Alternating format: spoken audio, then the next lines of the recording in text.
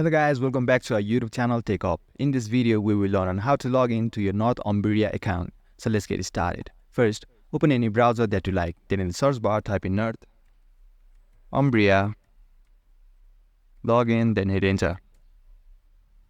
Then tap on the website having URL as myportal.northumbria.ac.uk. In my case, it's the first one.